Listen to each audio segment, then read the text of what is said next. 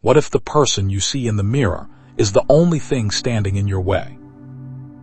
What if the name you answer to, the memories you hold, and the future you fear are all part of a beautifully choreographed play that you've forgotten you are watching? Take a moment.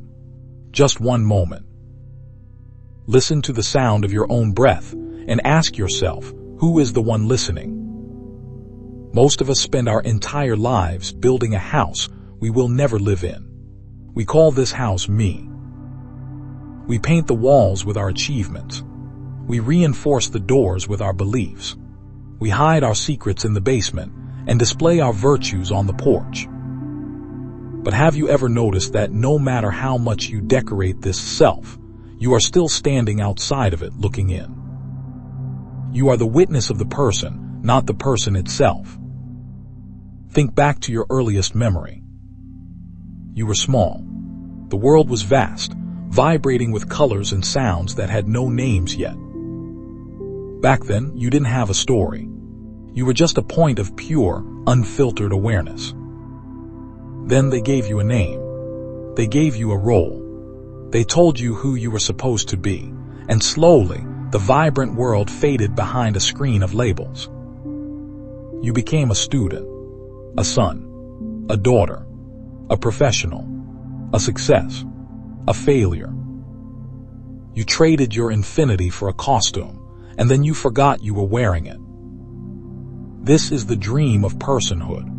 It is the most sophisticated simulation ever devised, and it is running inside your mind right now.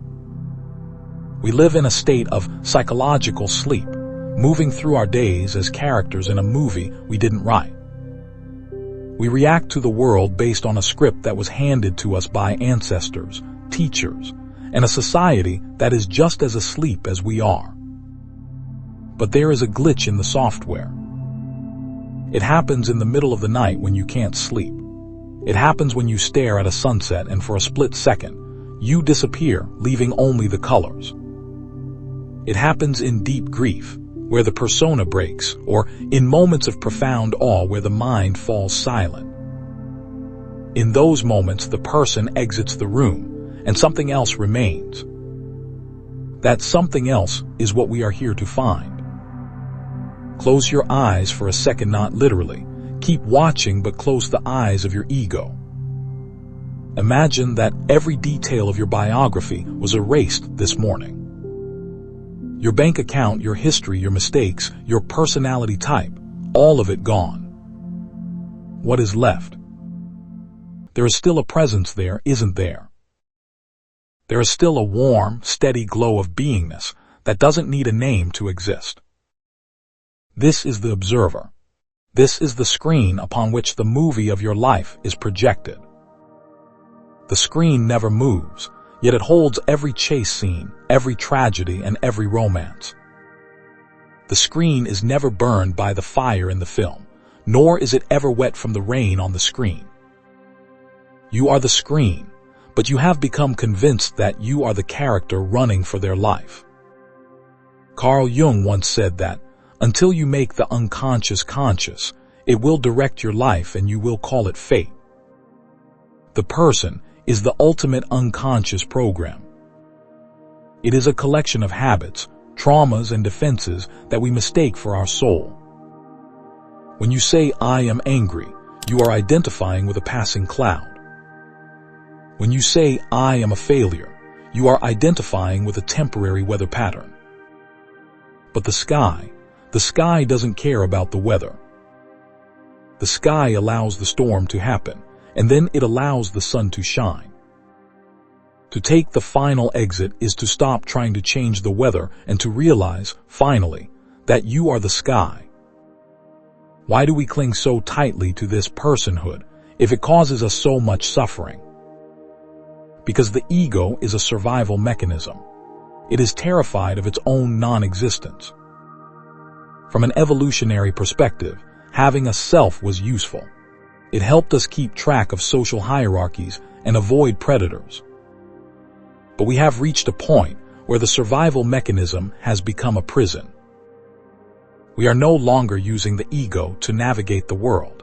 The ego is using us to sustain its own drama. It feeds on conflict. It feeds on more. It feeds on the idea that fulfillment is just one more achievement away. It whispers to you, once I have the money, I will be free. Once I find the partner, I will be whole. But personhood is like a horizon line. No matter how far you walk toward it, it remains exactly the same distance away. Because the person is built on the foundation of not enough. To be a somebody is to inherently define yourself against everybody else. It is a state of separation. And in separation, there is always fear. The fear of being found out. The fear of being forgotten. The fear of death. But here is the secret that the ancient mystics and modern quantum physicists both hint at. Death cannot touch what you actually are, because what you actually are was never born. Only the person was born. Only the person has a deadline. The awareness behind your eyes is the same awareness that was there when you were 5, and it will be the same awareness there when you take your last breath. It is timeless. It is the I am before the I am this or I am that. Think about the way you talk to yourself in your head. That internal monologue, the one that critiques your choices, worries about the meeting, and replays old arguments. Whom is that voice talking to? If you are the one hearing the voice, you cannot be the voice itself. This is the first crack in the dream. The moment you observe your thoughts, you have stepped out of the stream. You are standing on the bank of the river, watching the water flow past. For the first time, you aren't drowning in the narrative. You are the witness. And as the witness, you are safe. But the dream is sticky. It pulls us back in with the gravity of emotion. We feel a sting of rejection, and suddenly, we are the rejected person again. We feel a surge of pride, and we become the successful person. We flip-flop between these masks, never realizing that the one wearing the mask is untouched by the drama. Quantum mechanics tells us that the observer affects the observed. When you focus your attention on your problems, you collapse the infinite wave of possibility into a single, solid reality of suffering.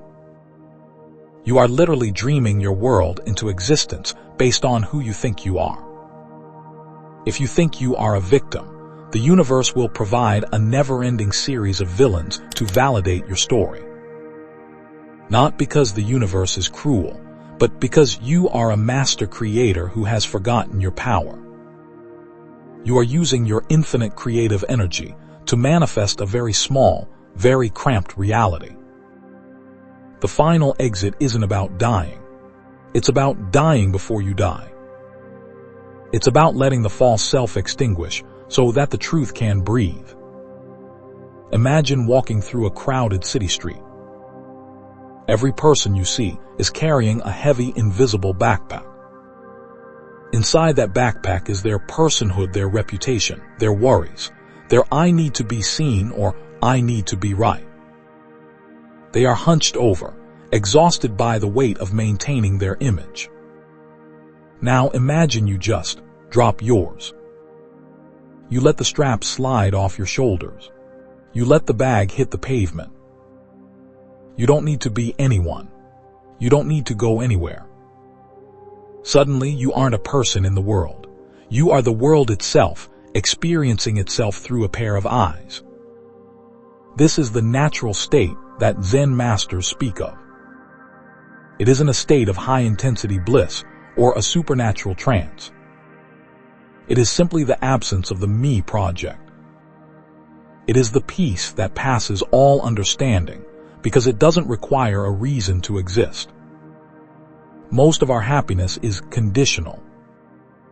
I am happy because. But the joy of waking up from personhood is unconditional. I am. Period. The me you are so busy protecting is actually a masterpiece of biological engineering. Inside your brain, there is a specific circuit known as the default mode network. It is the storyteller, the narrator, the part of the mind that is active when you aren't doing anything else. Its only job is to weave together the threads of your past and the possibilities of your future into a cohesive character. When you wake up in the morning for a few brief milliseconds, there is no name. There is no history.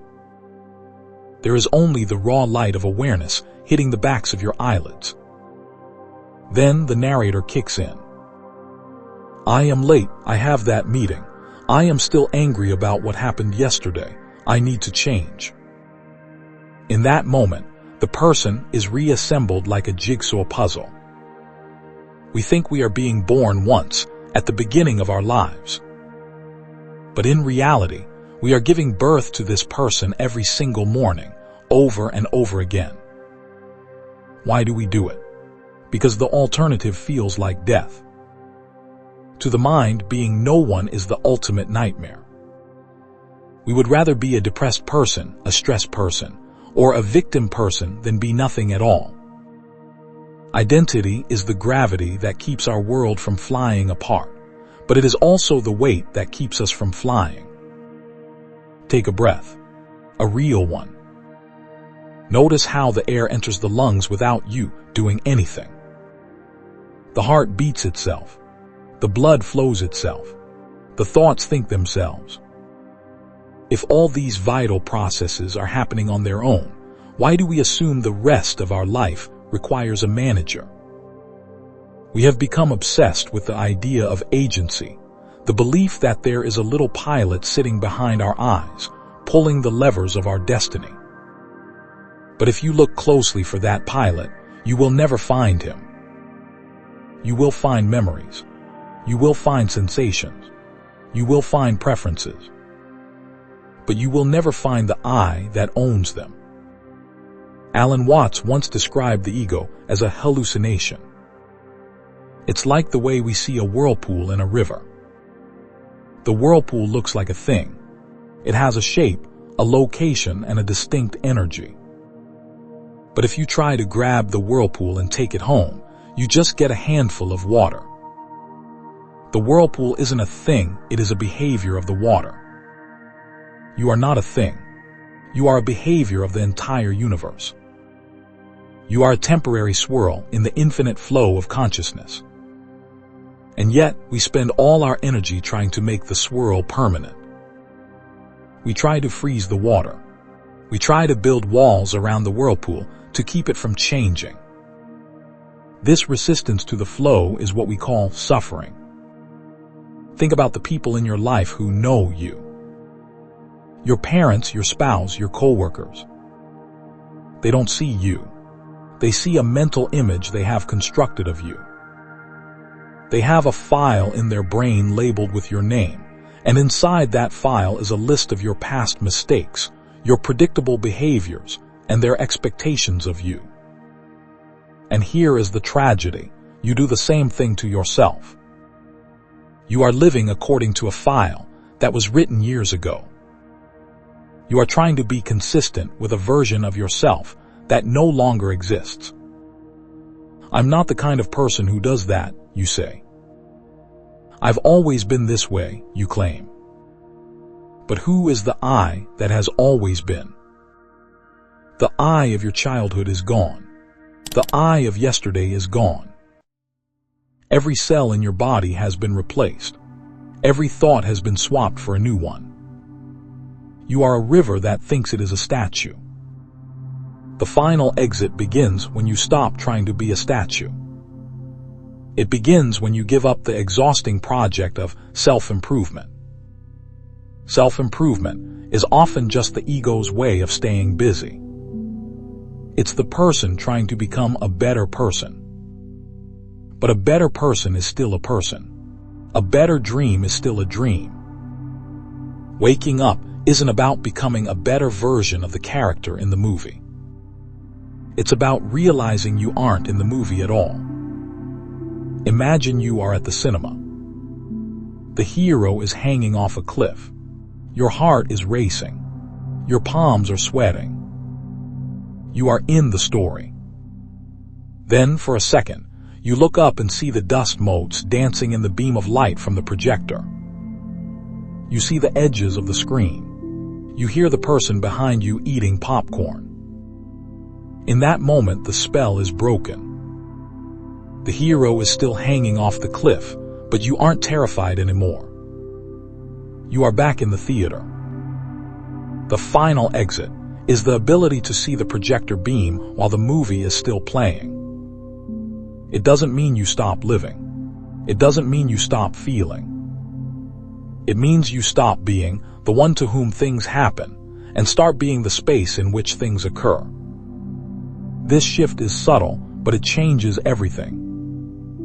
When someone insults you, the person reacts with anger. The person feels diminished. The person needs to strike back to reclaim its status. But the awareness simply hears the sounds coming from the other person's mouth. It sees the vibration of the air. It notices the sensation of heat in the chest. It doesn't take it personally, because there is no person to take it. The insult passes through you like a ghost walking through a wall. There is nothing for it to stick to. This is true freedom. This is the invincible summer that Albert Camus spoke of. It is the discovery that there is something within you that is completely untouchable. No matter what the world does to the person, the presence remains pristine. We are so afraid of being empty. We fill our lives with noise, with notifications, with doing, because emptiness feels like a void. But this emptiness isn't a vacuum. It is a fullness that hasn't taken a shape yet. It is the Tao that cannot be named. When you sit in silence and the thoughts begin to slow down, and the person starts to feel bored or anxious, stay there. That anxiety is just the ego's withdrawal symptoms. It is used to the hit of dopamine, the hit of conflict, the hit of importance. If you don't give it those hits, the person starts to starve. And as it starves, it becomes transparent. You begin to see through the layers of your own programming. You see the shoulds and the musts for what they are, echoes of other people's voices. You see your fears as flickering shadows on the wall of a cave. And you realize you were the one holding the flashlight all along. Think about the concept of time for a moment. The person you believe yourself to be is entirely constructed of time. You are a collection of things that happened then, and a collection of things you hope will happen soon. If I were to strip away your past, your personhood would vanish. If I were to take away your future, your personhood would have no purpose. The ego is like a bridge that connects two shores that don't actually exist. It spends all its energy looking back at the shore of yesterday, trying to fix the mistakes, or staring at the shore of tomorrow, trying to build a fortress against uncertainty. But have you ever noticed that you are never actually there? You are only ever here. The present moment is the only place where the person cannot survive. This is why the mind is so restless. It is constantly trying to escape the now, because in the now, the narrator has no story to tell. In the pure, unadulterated present, there is only the sensation of weight, the vibration of sound, and the flow of light. The person is a ghost that haunts the hallways of memory and anticipation. But when you step into the sunlight of the immediate moment, the ghost evaporates. Consider the language we use. We say, "I am hungry." But if you look closer, there is only the sensation of hunger and the thought, "I am." The I has attached itself to the sensation, like a parasite claiming a host. We say, "I am sad." But there is only the feeling of heaviness in the chest and the thought, "I am." By merging the I with the emotion, We create a sad person. And once you are a sad person, you have a role to play. You have a reason to stay stuck. But what if you didn't attach the I? What if there was just sadness moving through the space of your awareness like a cloud moving through the sky? The cloud doesn't define the sky. It doesn't stain the sky. And yet, we have spent decades thinking we are the clouds. This is the observer effect in your daily life. In quantum physics, the act of watching a particle changes its behavior. In your own life, the act of watching your personhood begins to dissolve its solidity. When you stop being the actor and become the audience, the play begins to lose its grip on your soul. You realize that the tragedies of your life were just plot points designed to keep the story interesting. You realize that the enemies in your life were just other persons lost in their own dreams, playing their parts perfectly. Forgiveness isn't something you do for others. Forgiveness is the natural result of waking up and realizing that there was never anyone there to be offended in the first place. The person takes offense. The presence only understands. Think about your last major argument. Feel the tension that was in your jaw, the heat in your face, the desperate need to be right. Who was that being right for? It was for the person. It was a defense of a mental image. You were protecting a ghost.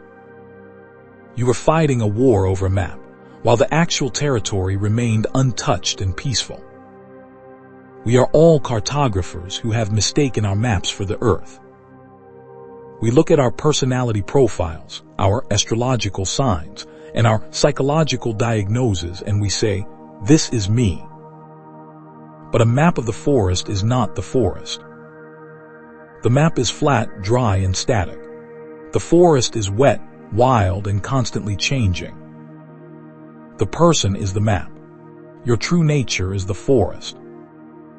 To take the final exit is to fold up the map and finally look at the trees. It is to realize that you don't need a description to exist. In fact, the more you describe yourself, the more you limit yourself. Every I am is a prison cell. I am a success is a prison because now you are terrified of failure. I am a good person is a prison because now you have to suppress your shadow. I am a spiritual seeker is a prison because it implies that what you are looking for is over there, somewhere in the future. But how can you seek that which is already looking? This is the great cosmic joke. We are like a man wearing a pair of glasses, running around the house screaming that he has lost his glasses. We are looking for enlightenment or peace with the very tools that are preventing us from seeing them. The person cannot find peace because the person is the lack of peace. The ego is a state of constant, subtle friction. It is the feeling that something is missing or this isn't quite it. That restlessness is the engine of the dream. It keeps you running. It keeps you consuming. It keeps you becoming. But there is no becoming in reality. There is only being. Nature doesn't become anything. A seed doesn't try to be a tree. The tree is already in the seed, and the seed is already in the tree. It is a singular, unfolding movement. You are not becoming a better person. You are the universe unfolding into a human shape for a brief moment. When you stop trying to be someone, the weight of the world lifts. You begin to move with a strange, effortless grace. You do what needs to be done. You say what needs to be said, but there is no doer behind it. It is like the wind blowing through the leaves. The wind doesn't think, "I must blow." It just blows. The leaves don't think, "I must dance." They just dance. This is the state of wu-wei effortless action. It is what happens when you get the person out of the way. Think about the mirrors in your life. Not the glass hanging on your bathroom wall, but the human mirrors you encounter every day. We use the eyes of others to tell us who we are. We look for a reflection of our worth in a partner's smile, or a reflection of our importance in a boss's nod of approval.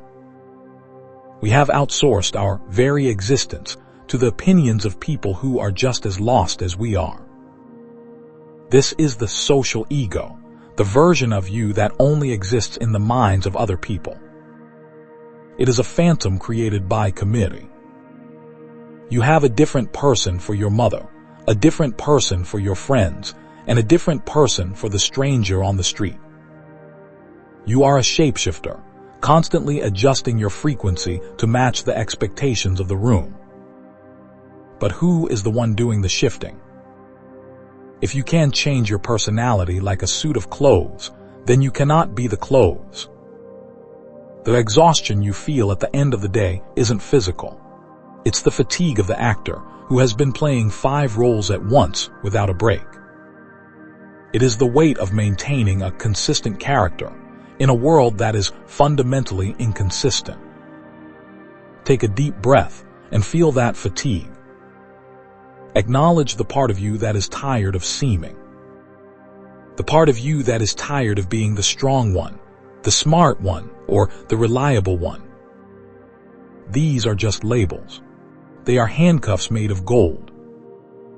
Jean-Paul Sartre once famously wrote that hell is other people. He didn't mean that people are inherently evil. He meant that being frozen by the gaze of another is a form of spiritual death. When someone looks at you and decides who you are, they are trying to turn your living, flowing river into a still, stagnant pond. And because we are afraid of being alone, we climb into the pond and stay there. We trade our freedom for the safety of being known. But the final exit requires you to step out of the mirror hall. It requires the courage to be misunderstood. In fact, being misunderstood is one of the fastest ways to wake up. When someone has a wrong opinion of you and you feel the desperate urge to correct them, stop. Observe that urge. That is the person fighting for its life. That is the ego trying to fix its reflection in a broken mirror. What happens if you just let them be wrong? What happens if you allow yourself to be a villain in someone else's story without trying to defend yourself? Suddenly, a massive amount of energy is returned to you. The energy you used to spend on reputation management is now available for being. You realize that what people think of you has absolutely nothing to do with you, and everything to do with the person they have created in their own heads. You are free. You are no longer a prisoner of the public record. Now, let's go deeper into the biology of this dream. Your brain is a filter. Its job is not to show you reality, but to hide reality from you. If you saw the world as it actually is, an infinite field of vibrating energy and interconnected light, you wouldn't be able to eat your lunch or drive a car. The brain condenses the infinite into objects. It turns the flow into things. And the most solid thing it creates is the sense of a self. Neuroscience calls this the illusion of the center. There is no command center in the brain. There is no CEO neuron that makes the final decisions. It is a decentralized network of firing synapses, a beautiful, chaotic dance with no leader. And yet, we feel like a leader. We feel like a self. This feeling is a user interface. Just like the icons on your computer screen aren't the actual code of the computer, your personhood is just an icon. It's a simplified way for you to interact with a reality that is too complex for the mind to handle. The problem is that we have forgotten we are the programmer, and we have started to believe we are the icon. We are clicking on ourselves, trying to find a deeper meaning in a 2D image. The exit is the realization that the screen is not the reality. Imagine a master painter who becomes so engrossed in his work that he forgets he is holding the brush. He looks at the mountain he has painted and feels small. He looks at the storm he has painted and feels afraid. He has lost himself in his own creation. The final exit is the moment the painter blinks, looks down at his hands and remembers. Oh, I'm the one who made this. This doesn't mean you stop painting. It means you stop being afraid of the pain. You can play the person better when you know it's a game. You can love more deeply when you aren't trying to get something from the other person to complete yourself. You can work more effectively when your worth isn't tied to the outcome. Waking up isn't the end of the world.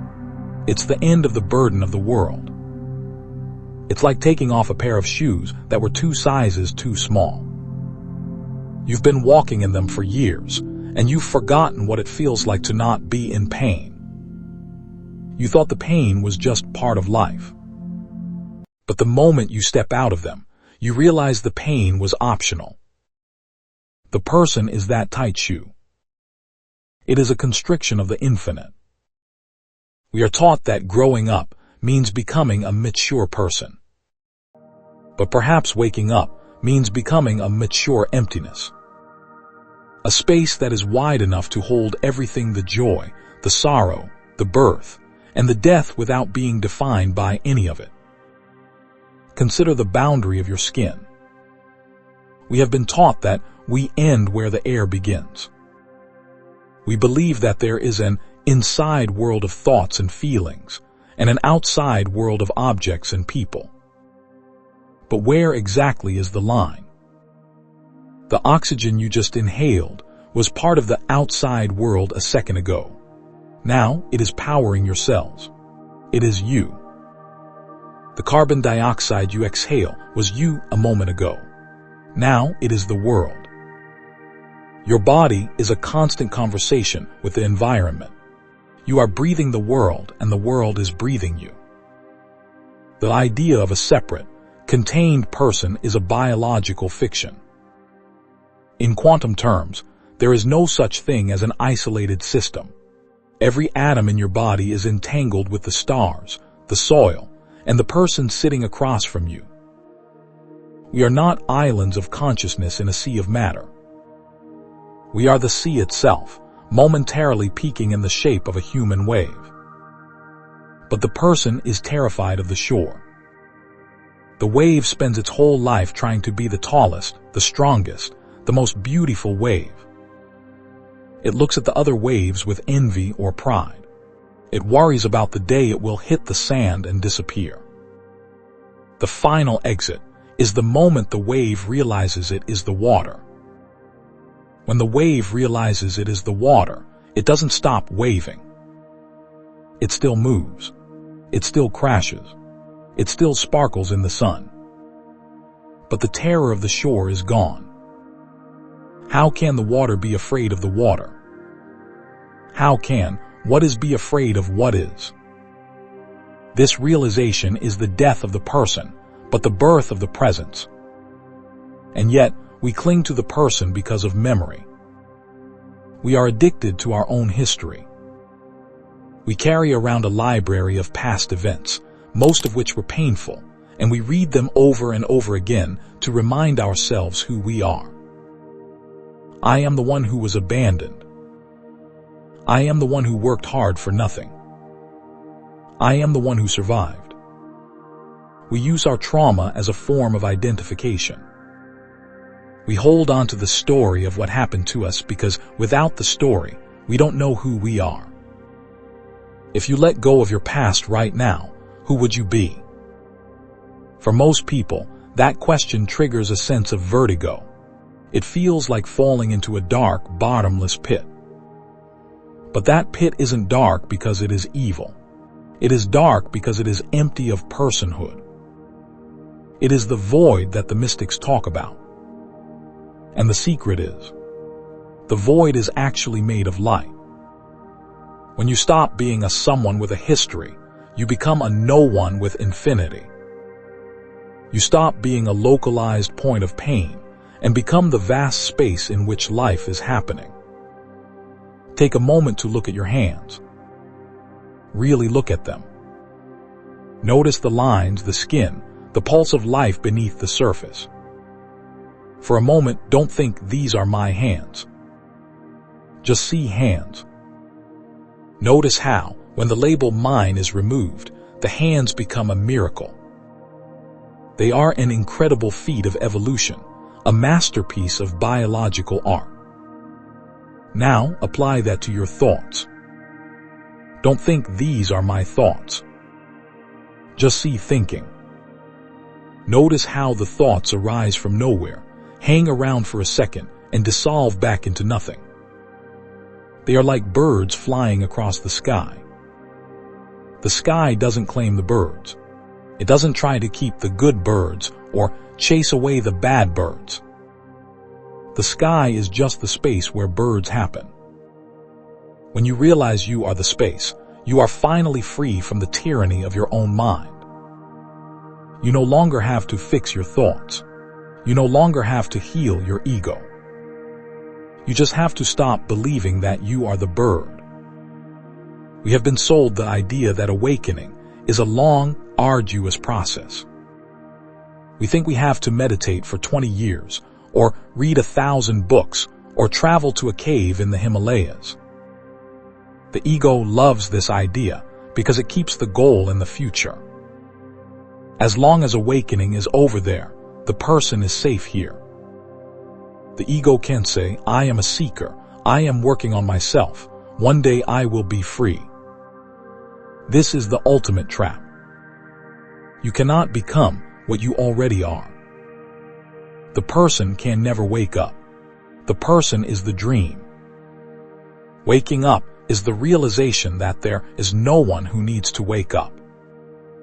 It is the sudden, jarring, and beautiful discovery that the seeker was just another character in the play. Think about the silence in this room. Not the absence of noise, but the deep, underlying stillness that makes sound possible. The silence is here while I am talking. It will be here when I stop. The silence doesn't need to do anything to be silent. It doesn't need to practice. Your true nature is that silence. The person is the noise. We spend all our lives trying to make the noise more melodic, more harmonious, more impressive. But no matter how beautiful the music is, it will eventually end. The silence, however, is eternal. Why do we find this so hard to accept? Because we are addicted to doing. Our society is built on the glorification of effort. Work harder, be better, achieve more. We have turned even our spirituality into a form of doing. We do yoga. We do mindfulness. We do manifestations. But you cannot do the final exit. The exit is an undoing. It is a surrender of the controls. It is the moment you finally stop trying to drive the car and realize that you are the road. The road doesn't have a destination. It doesn't have a goal. It just is. When you become the road, the journey of your life takes on a completely different quality. There is no more getting there. There is only being here. Every step is the destination. Every breath is the fulfillment. You start to notice the small things that the person was too busy to see. The way the light hits a leaf, the sound of water, the strange, miraculous feeling of being alive. The person wants big experiences. It wants peak moments. But the presence finds infinity in a grain of sand. This shift is the end of loneliness. When you are a person, you are inherently separate. You are you, and the world is not you. Even when you are with someone you love, there is still a thin veil of personhood between you. But when you take the final exit, the veil vanishes. you realize that the presence in you is the exact same presence in them. There is only one light, shining through billions of different lamps. The lamps are different. Some are tall, some are short, some are broken, some are bright. But the light is the same. When you look into someone else's eyes from this place, you aren't seeing a person. You are seeing yourself in another form. This is the root of true compassion, not a moral duty, but a recognition of oneness. How can you hate someone when you realize they are just you, lost in a different dream?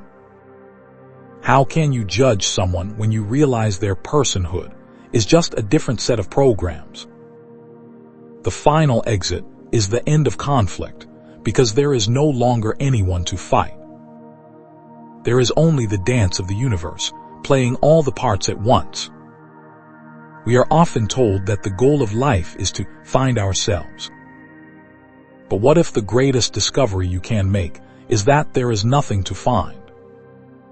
What if the self is not a treasure buried in the earth, but a mirage dancing on the horizon?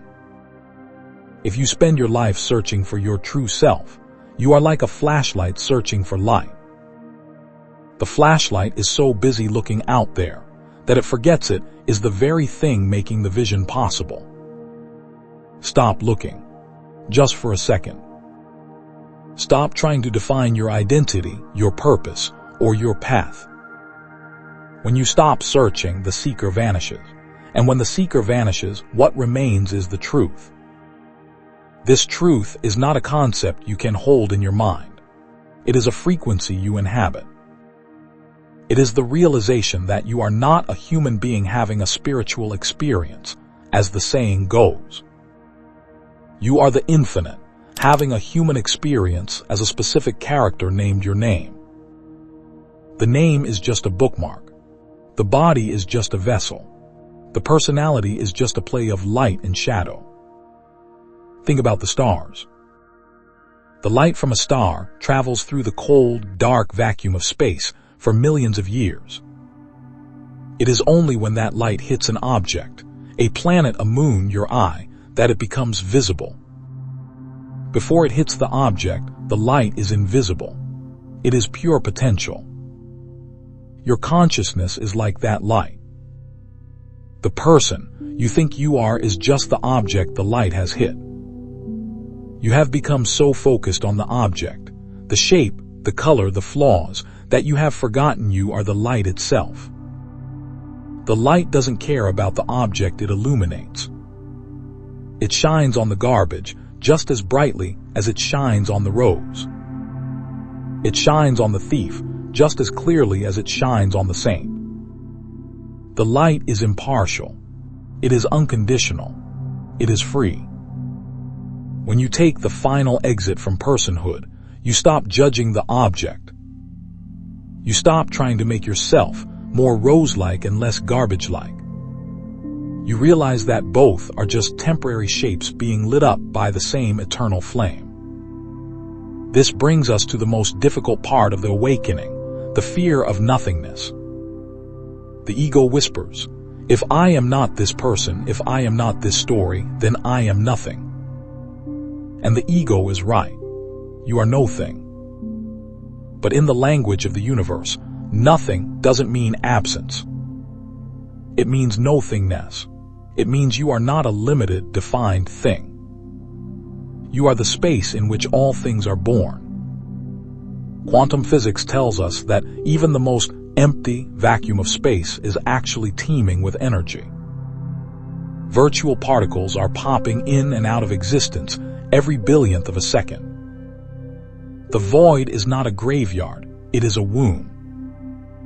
When you accept your own nothingness, you are no longer a fragile person trying to survive in a hostile world. You become the womb of existence itself. There is a profound sense of humor that comes with this realization. You look back at all the years you spent worrying about your status, your reputation, and your legacy. You see the billions of people on this planet, all rushing around trying to be someone. It's like watching a billion actors on a stage, so committed to their roles that they've forgotten the play is a comedy. They are crying real tears over fake tragedies. They are feeling real anger over scripted insults. Waking up doesn't mean you leave the stage. It means you keep playing the part, but you do it with a wink. You play the role of the worker, the parent, or the friend with total dedication, but you are no longer lost in the role. You are the actor who knows the script. You are the dancer who knows it's just a dance. This is what it means to be in the world, but not of it. It is a state of divine play, or Leela, as the ancient Sanskrit texts call it. When you aren't trying to protect the person, you can finally enjoy the person. You can enjoy the taste of an orange, the feeling of the wind, or the sound of a laugh, without the ego coming in to claim it. The ego wants to say, I am having this experience, this is my orange, this is my pleasure. But when the I is gone, there is just the tasting, just the feeling, just the hearing. The experience becomes pure because there is no owner to distort it. Think about the way children play. A child can be a pirate 1 minute and a dinosaur the next. They don't have an identity crisis. They don't worry about being consistent. They are fluid. They are moving with the energy of the moment. The final exit is a return to that fluidity, but with the wisdom of an adult. It is a second innocence. It is the ability to walk through the world with a light heart, because you know that nothing is truly at stake. The universe cannot be broken. Life cannot be lost. Even death is just the character exiting the stage, so the actor can change clothes. The person is a temporary mask worn by the infinite. When the mask is removed, what remains is what was always there. Unborn, undying, unchanging.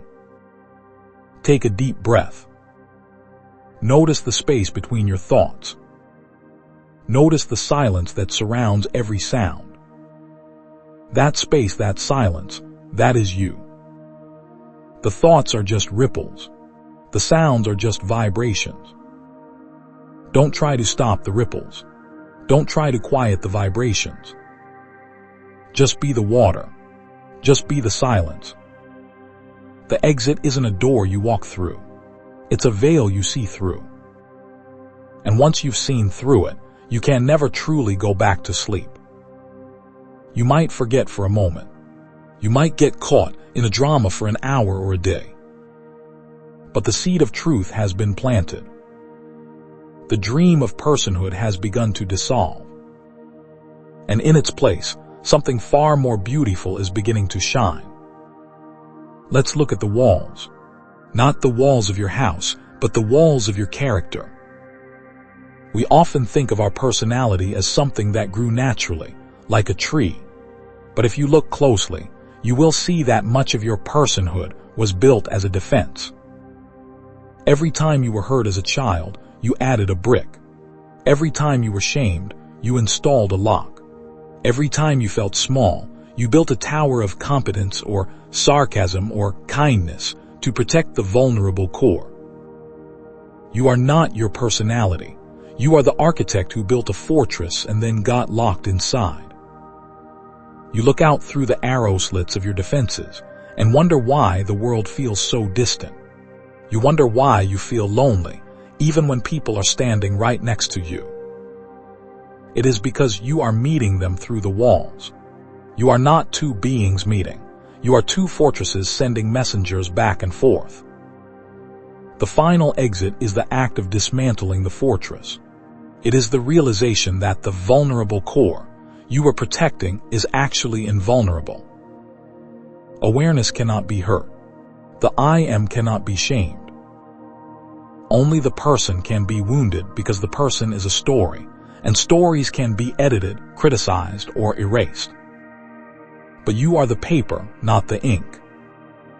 Think about the energy it takes to maintain these walls. the energy it takes to remember who you are supposed to be in every situation, the energy it takes to suppress the parts of yourself that don't fit the image. This is where your chronic tiredness comes from. It isn't just the work or the lack of sleep. It is the constant, subconscious effort of holding it all together. What if you just let it fall apart? What if you allowed the weak version of you to exist without judgment? What if you allowed the angry version or the lost version to simply be? In the moment you stop defending a specific version of yourself, the walls crumble. And in the rubble, you find something extraordinary. You find that the you were protecting didn't need protection at all. You are like a man who has spent 40 years guarding a safe, only to open it and find that it is full of sunlight. The sunlight doesn't need a safe. It cannot be stolen. It cannot be broken. Now, consider the concept of control. The person is obsessed with control. It believes that if it thinks hard enough, plans well enough, and worries long enough, it can steer the chaotic river of life. But have you ever truly been in control? Look back at the biggest turning points in your life. The people you met, the accidents that happened, the sudden inspirations. Did you plan those? Or did they happen to you? Most of the choices we think we make are actually just reactions to a million invisible variables. Our biology, our upbringing, the weather, the collective mood of the world. The person is like a passenger on a train who is convinced they are driving because they are holding onto the seat in front of them. You are gripping the seat so hard your knuckles are white, thinking that your tension is what's keeping the train on the tracks. The final exit is the moment you let go of the seat and look out the window. The train is moving. It has always been moving. It knows where it is going. And you are just the witness of the journey. This realization isn't a call to passivity. It is a call to action without actor. When you realize you aren't the driver, you stop fighting the turns. You stop screaming at the red lights. You begin to flow with the movement of life rather than against it. You become a participant observer. You play the game, but you aren't devastated when you lose a turn, because you know the you that is playing is just a character in a cosmic simulation. Think about a professional athlete in a state of flow. In those moments, the person of the athlete is gone. There is no I am doing this. There is only the movement, only the reaction, only the perfection of the moment. If the athlete starts thinking about their reputation or their stats or what the fans think, the flow is broken. The ego returns and the performance suffers. Your entire life can be that state of flow, but only if you are willing to let the person take a back seat. We are terrified of this because we think that without the ego, we would become zombies. We think we would stop caring, stop loving, or stop working. But the opposite is true. When the ego is out of the way, love becomes much more powerful because it is no longer a transaction. It is no longer, I love you because you make me feel good. It becomes, love is flowing through this form toward that form because that is the nature of the universe. Work becomes more creative because it is no longer a search for validation. It is just the joy of expression. The final exit is not an exit from life. It is an exit from the idea of life as a struggle for self-preservation. It is the transition from a closed system to an open system. A closed system eventually runs out of energy and dies. An open system is constantly refreshed by the infinite field. Take a breath. Feel the space in the room again. Notice how the air doesn't ask for your permission to fill your lungs. Notice how the light doesn't ask for your identity before it reveals the world to you. Everything you truly need is already being given to you, for free, without effort. The only thing that feels hard is the maintenance of the me. So just for this minute, give up. Surrender the project of being your name. Drop the history. Drop the labels. Drop the defenses. What is left? A quiet, vibrant awareness. A sense of amnest that is peaceful, alert, and deeply okay. This is your home. The person is just a visitor. If you are no longer the fortress and you are no longer the guard, what happens to the others? Think about your relationships. Most of what we call love is actually two egos negotiating for security. It is a contract. I will maintain your image of yourself if you maintain mine. I will tell you that you are special if you promise never to leave me and make me feel small. We use people as mirrors to confirm the person we want to be. But when you take the final exit, you stop using people. You stop needing them to validate your story because you have stopped believing in the story. Suddenly, you can see the other person for the first time. Not as a partner, a child, or a rival, but as a terrifyingly beautiful explosion of consciousness. You see the way they struggle with their own mask. You see the fear behind their eyes as they try to keep their own personhood from dissolving. And instead of judgment, you feel a quiet, overwhelming tenderness.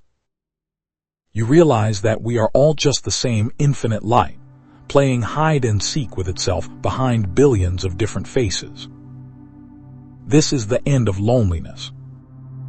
Loneliness is only possible for a person. A person is a separate fragment, and a fragment is always seeking to be made whole. But awareness is already whole. It is already everything. How can the ocean be lonely for a drop of water? Now, let's talk about the final fear, the one that keeps the dream locked tight. The fear of the body's end. The ego views death as the ultimate catastrophe. It is the end of the me project. It is the deletion of the hard drive. But if you have already taken the final exit while you are alive, death loses its sting. Because you have already realized that you are not the data on the hard drive. You are the electricity that makes the computer run. Electricity doesn't die when the computer breaks. It simply returns to the field. Think of a light bulb. The bulb is fragile. It can flicker, it can dim, and eventually the filament will snap. But does the light die? The light was never in the bulb. The bulb was simply the medium through which the light became visible. You are the light.